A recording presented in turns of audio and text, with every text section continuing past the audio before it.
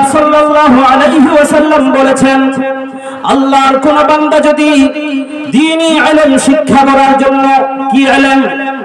সকলে জবাব দেন, কিসের ইলম? দ্বীনি ইলম শিক্ষা করার জন্য, কোরআন হাদিসের ইলম অর্জন করার জন্য কোন মাদ্রাসা, মসজিদ কিংবা কোন ওয়াজ মাহফিলের পথে রওনা করে, কোন শিক্ষা প্রতিষ্ঠানের দিকে রওনা করে, তাহলে আল্লাহ রাব্বুল আলামিন তার জন্য জান্নাতের রাস্তা সহজ আর সুগম বানিয়ে দেয়। পড়ে না সুবহানাল্লাহ। কোরআন হাদিসের মাজমায় আসার কারণে, বসার কারণে আমাদের কি লাভ? আমি আপনাদের সম্মুখে হাদিস থেকে একটি লাভ সম্পর্কে বলছি।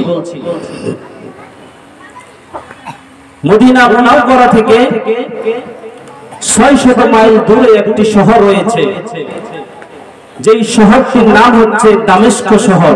কি শহর? সকলে জবাব দেবেন, কি শহর? দামেস্ক শহর। সেই দামেস্ক শহরে আল্লাহর হাবিব সাল্লাল্লাহু আলাইহি ওয়াসাল্লামের প্রিয় সাহাবী, বিশিষ্ট সাহাবী হযরত আবু দারদা রাদিয়াল্লাহু তাআলা আনহু বসবাস করতেন। তো একদিন মদিনা মুনাওয়ারা থেকে 600 মাইল দূর পথ অতিক্রম করে আল্লাহর এক বান্দা সেই দামেস্ক শহরে হযরত আবু দারদা রাদিয়াল্লাহু তাআলা আনহুর নিকট গিয়ে উপস্থিত হলেন। উপস্থিত হওয়ার পরে আল্লাহর হাবিব সাল্লাল্লাহু আলাইহি ওয়াসাল্লামের সাহাবীকে বলতে লাগলেন, ও আল্লাহর হাবিবের সাহাবী, আমি 600 মাইল দূর পথ অতিক্রম করে সেই মদিনা মুনাওয়ারা থেকে আপনার নিকট এসেছি শুধুমাত্র একটি উদ্দেশ্য নিয়ে। এত দূর পথ অতিক্রম করে আপনার নিকট এসেছি। সাহাবী আবু দারদা রাদিয়াল্লাহু তাআলা আনহু বললেন, ও আল্লাহর বান্দা, তুমি 600 মাইল দূর পথ অতিক্রম করে সেই মদিনা মুনাওয়ারা থেকে এত দূর কেন এসেছো আমি জানতে চাই। আল্লাহর হাবিবের সাহাবীকে ওই লোকটি উত্তর দিলেন, ও আল্লাহর হাবিবের সাহাবী, আমি 600 মাইল দূর পথ অতিক্রম করে আপনার নিকট এসেছি দুনিয়ার কোনো উদ্দেশ্য নয়।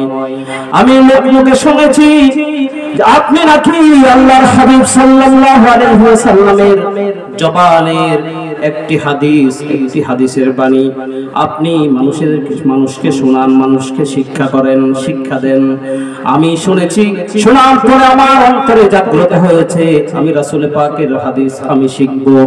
আমি সেই উদ্দেশ্য নিয়ে আমি মদিনা মুনাওয়ারা থেকে 600 মাইল দূর পথ অতিক্রম করে আপনার নিকট এসে উপস্থিত হয়েছি। বলি না সুবহানাল্লাহ।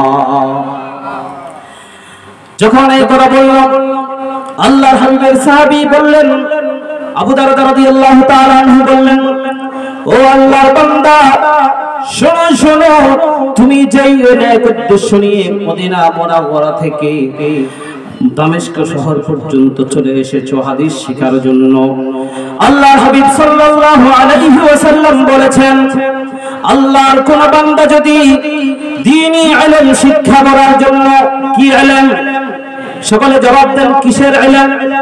দ্বীনি ইলম শিক্ষা করার জন্য, কোরআন হাদিসের ইলম অর্জন করার জন্য কোন মাদ্রাসা, মসজিদ কিংবা কোন ওয়াজ মাহফিলের পথে রওনা করে, কোন শিক্ষা প্রতিষ্ঠানের দিকে রওনা করে, তাহলে আল্লাহ রাব্বুল আলামিন তার জন্য জান্নাতের রাস্তা সহজ আর সুগম বানিয়ে দেয়। পড়ে না সুবহানাল্লাহ। আর যদি আওয়াজ দিয়ে পড়ে না সুবহানাল্লাহ। আল্লাহর হাবিব সাল্লাল্লাহু আলাইহি ওয়াসাল্লাম বলেছেন, মান সালাকা তরিকান ইয়ালতামিসু ফীহি ইলমান সাহালাল্লাহু লাহু তরিকান ইলাল জান্নাহ।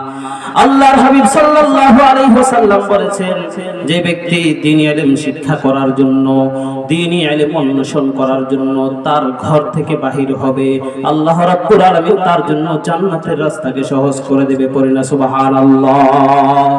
শুধু তাই নয়, কোন ব্যক্তি যদি দ্বীনি ইলম শিক্ষা করার জন্য তার নিজের ঘর থেকে বাহির হয়ে কদম বাড়াবে, কদম বাড়ানোর সাথে সাথে প্রত্যেকটা কদমের বিনিময়ে আল্লাহ রাব্বুল আলামিন তার আমলনামায় 10টি করে নেকি লিখে দেবে। সুবহানাল্লাহ। যখন সে বাড়ি থেকে বাহির হলো, বাহির হওয়ার সাথে সাথে যতক্ষণ পর্যন্ত না সে তার শিক্ষা কেন্দ্রে পর্যন্ত পৌঁছায়, মাদ্রাসা, মসজিদ, ওয়াজ মাহফিল অর্থাৎ দ্বীনি ইলম যেখানে শিক্ষা করার জন্য যাচ্ছে সেই কেন্দ্র পর্যন্ত পৌঁছায়, ততক্ষণ পর্যন্ত ফেরেশতারা তার পায়ের নিচে নূরের পর বিছিয়ে দেয়। সুবহানাল্লাহ। ফেরেশতারা পাহারা দিয়ে দিয়ে তাকে তার শিক্ষা কেন্দ্রে পৌঁছিয়ে দেয়, আবার পাহারা দিয়ে দিয়ে তার বাড়ি পর্যন্ত পৌঁছিয়ে দেয়। সুবহানাল্লাহ।